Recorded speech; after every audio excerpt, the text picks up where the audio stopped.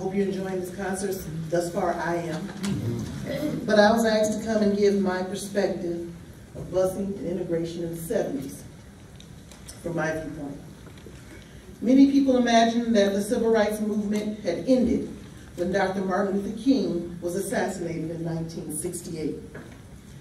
While in 1970s parents fought over busing, the decade was remembered as the time of significant racial change.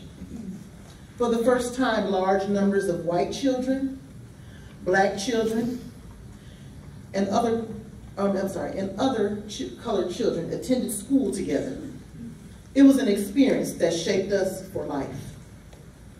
Busing was a plan to promote school desegregation, by which minority students were transported to largely white schools and white students were brought to minority schools. It was intended to safeguard civil rights of students to provide, the civil rights of students to provide equal opportunity in education. However, many white parents feared that they would lose access to better schools and resources because a large number moved their children to the suburbs and private schools, which was known back then as the white flight. However, black families had issues as well. They were skeptical and they feared that their children would not be treated fairly in this time of integration. Through the eyes of a child at the age of 12, all these things were very frightening for me. For many students, such as myself, the switch of schools somewhat was disorienting. Busing broke up friendships, sports teams.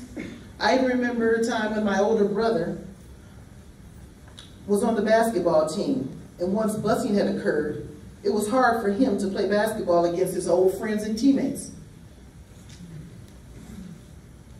I, along with other students, seemed to struggle with the fact that we were not really wanted in our new school. But looking back, I feel that some of the faculty's resentment over busing was taken out on the students.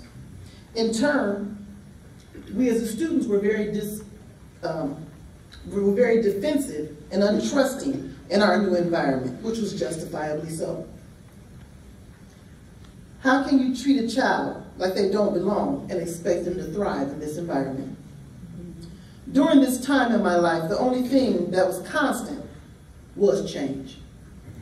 I remember that year, a friend bought to school an Ebony magazine.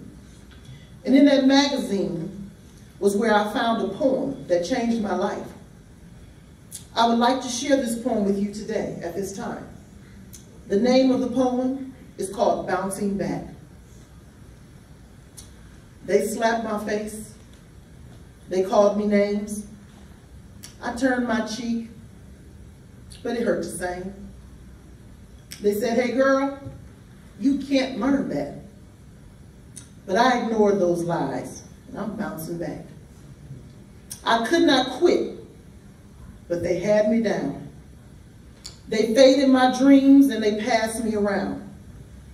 They knew by then that I would crack. Oh, but I fooled them all. I'm bouncing back. For a while there, I thought I was gone. Instead of my tune, I began to sing their song. I thought I couldn't learn because I was black. I thought I couldn't learn because I was black. But I changed that tune and I'm bouncing back. I found a new hope.